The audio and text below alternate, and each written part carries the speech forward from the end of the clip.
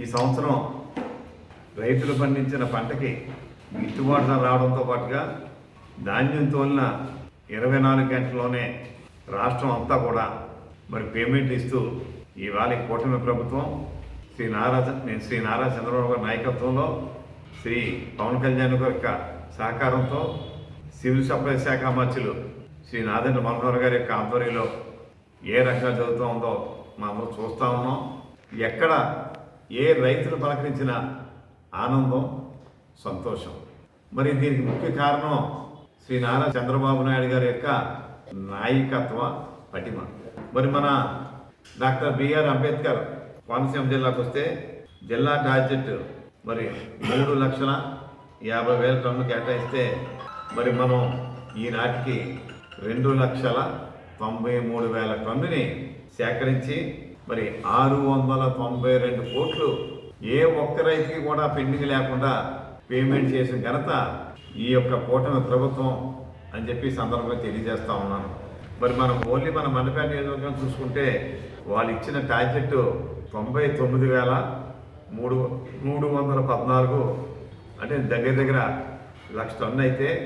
ఒక 1000 టన్ను తర్వాయిలో 98,269 టన్నులు మరి నేను సాయంకాలానికి ధాన్యం సేకరణ చేసి 232 కోట్లు ఓన్లీ మండపేట నియోజకవర్గం, రాయవరం మండలం, కపిలేశ్వరం మండలం, మండపేట పట్టణంలో ఉన్నటువంటి మరి ఈ యొక్క ధాన్యం సెంటర్ ద్వారా 98,269 టన్నులు ధాన్యం కొంటే 232 కోట్లు పూర్తి పేమెంట్ ఇచ్చి ఎప్పుడు ఎక్కడ ఎన్నడో లేని విధంగా ఈవేళ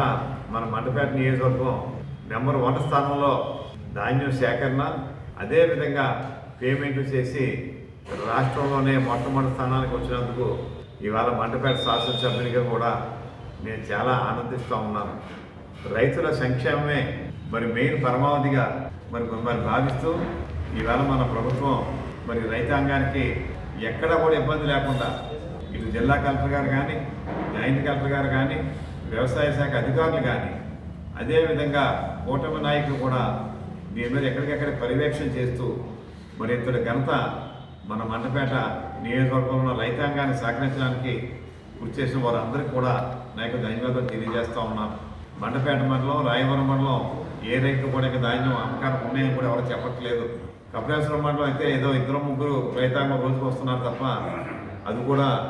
కంప్లీట్ అయిపోయింది. అంటే సుమారు 1,00,000 టన్నులు ఈవేళ కొని కొనటం ఎంత గొప్పదనమో ఆ ధాన్యానికి ₹1 కూడా బకాయి లేకుండా సీలింగ్ రేట్ వచ్చేలాగా కొన్ని మండలాల్లో అయితే ఈ మద్దతు ధర కన్నా కూడా అదనంగా ఇచ్చి ఇవాళ మరి ఈ యొక్క ధాన్యం సేకరించి రైతాంగానికి ఎనలేని కృషి చేయడం కూడా జరిగిందని చెప్పి సందర్భంగా మనం చేస్తూ మరి దీనికి అన్ని విధాలా సహకరించిన అధికారులందరికీ కూడా మరి ఇదే ప్రోత్సాహం రేపు మన 1వ తారీఖు నుంచి తూర్పుగోదావరి జిల్లాలో మనం కలవబోతున్నాం కాబట్టి అక్కడ కూడా ఈ అధికారులందరూ కూడా అదేవిధంగా సహకరించాలని చెప్పి కోరుకుంటూ అందరికీ నమస్కారాలు.